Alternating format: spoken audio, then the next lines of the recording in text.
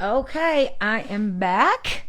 So my phone died in the middle of the last recording, and so I'm going to pick up back at this word rule. He shall rule over thee. This is in Genesis chapter 3, verse 16. He shall rule over thee.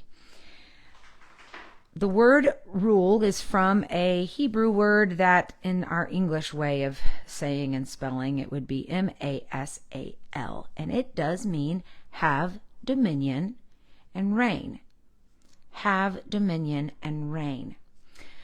It's going to be very important that you listen to the previous recordings before this one to lead us to the point we're talking about right now. So when the translator translated this word, Masal, Masal maybe, Masal, I don't know how to say it. But when they translated this word to this English word rule, this word Masal was used in multiple places. And another place we see it is in Genesis 1:18, where we learn that the sun and moon rule. I want to look that up real quick here. Genesis 1:18.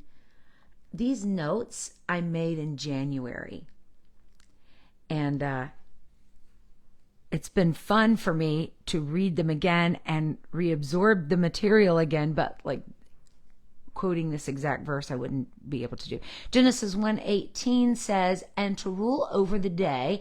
So 17 says, let's go back to 16. God made two great lights, the greater light to rule the day and the lesser light to rule the night. Okay, that's 17. I want to write this in here real quick. 16 through 18. Okay, so how do the sun and moon rule? How do they rule? Are they cruel? Do they refuse to work if the earth or the people on the earth or the water, the oceans do not do what they want? If there's a famine in the land, does the sun and moon abuse, or do they turn their back and walk away? No. The sun and moon rule by providing for the earth's needs. Same word, masal. He shall masal. The sun and moon masal. Genesis 24:2. This is very important and cool to see. The servant ruled Abraham's house. Abraham had a servant that ruled. I'm looking this one up too. Genesis 24, verse 2. Abraham said unto his eldest servant of his house that ruled over all that he had. He's about to send this servant to go get a wife for Isaac. A servant ruled Abraham's house. Do you think Abraham had no authority in that house? Do you think Abraham had nothing to say? How about Isaac? Do you think Isaac had nothing to say about how things went? How life happened? What food was cooked or not cooked? Do you think Abraham and Isaac and Abraham's anybody in Abraham's family, do you think they had nothing to say? I'm trying to see if Abraham's wife was passed at this point. Yes. So Sarah has passed, and I know Abraham had other wives. So, do you think that servant ruled them? No. But the servant ruled by keeping Abraham's household organized. That's how you rule. Ruling something does not mean that you are dominating everything, that you are stomping around and demanding things and hurting people who don't do things like you want. That is not what ruled means. Has to mean Now, the bottom line is that a human is going to rule to the level of character and moral degree that they have been taught. And that's why it's very important that mothers are teaching their children what true rulership is. It's not bullying your way through. It's not whining and bratting your way through. Mothers need to teach their children that we rule by providing for people's needs. I said a long time ago, the difference between a princess and a queen is that a princess demands things of everybody. Get me this, get me that. The queen, she has demands also, but it's for the purpose of the people. It's to make sure the people are protected, fed, housed. When you look through history, the good rulers did not look out for themselves. They looked out for their people. And the rulers who were all about demanding things, they were terrible kings and queens. And so this is the difference in knowing how to rule. The husband is going to rule over the wife. That is just the case. Please listen to my previous podcasts. And the servant is an example of what ruling looks like, should look like. And Abraham's servant ruled Abraham's house by keeping it organized. The sun and moon rule by providing for the earth's needs. Now, there's another time that the word rule is used, and it's in Genesis 37. I'm going to look that up while I'm here. Genesis 37. Verse 8.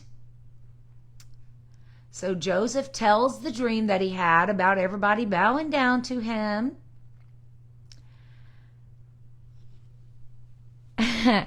Joseph's brothers said, shalt thou indeed reign over us? Or shalt thou indeed have dominion over us? So when the brothers were asking, like, really? You think you are going to reign over us? Really? You think you are going to have dominion over me? Really? That is very akin to our current society's way of thinking. Not just women to men, but we are having difficulties even in employment because we don't know how to work on a team, work under an employer, work under a captain. This world has unleashed this idea that I don't have to submit myself to anybody. It's true, you don't have to, but you will not succeed as well until you get in sync with everybody. And so what we have happening here is in Genesis 37, you've got these brothers saying, yeah, really, no, you're not going to rule over us. You're not going to have dominion over us. And the fact is, Joseph did end up reigning over them. But what did the reigning look like? Joseph did end up having dominion over them. But what did the dominion look like? It looked like Joseph taking care of them. It looked like provision and organization. When Joseph did indeed rule his brothers, when he did have dominion and when he did reign over them, it did not look like a fist slamming down on his brothers. It did not look like him bossing his brothers around. That's not what ruling is supposed to look like. What it did look like was provision and organization. Just like the sun and moon provide for the earth's needs, and Abraham's servant organized Abraham's house.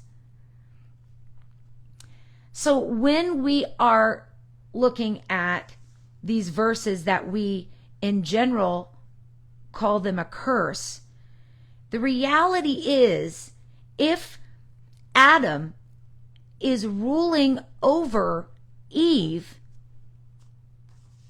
the way that the sun and moon ruled the day and night, and the way that the servant ruled Abraham's house, and the way that Joseph ruled in Egypt, then we will not mind him ruling over us. Because what we actually are supposed to have is partnership. When God said, he shall rule over thee, he wasn't saying you have to be under his thumb. He has the right to beat you around, boss you around, hold you down. And again, listen to the previous recording. Proverbs, the woman in Proverbs 31 is what we have every right to look like and demonstrate. And she never once asked her husband. I'm sure, just because I know households work, that she would have asked him in the way of, hey, I'm thinking about buying this land. What are your thoughts about it? He would have had opinions. He would have had thoughts. If he was the one fully operating the bank account, he would have been able to say, well, we've got such and such money, and we were going to put such and such money toward this. But the land is going to cost such and such. So that means we're taking money from that. We do not see examples of men that are honorable, holy men being overly dominant toward women. That is not what God was looking for.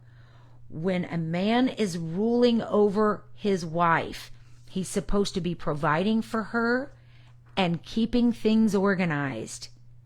Provision and organization is what pure, holy ruling looks like. Pure, holy ruling looks like. Please listen to the previous recordings, because I bring us from the tree all the way up through these pieces here. God bless. I'm going to continue on with another recording.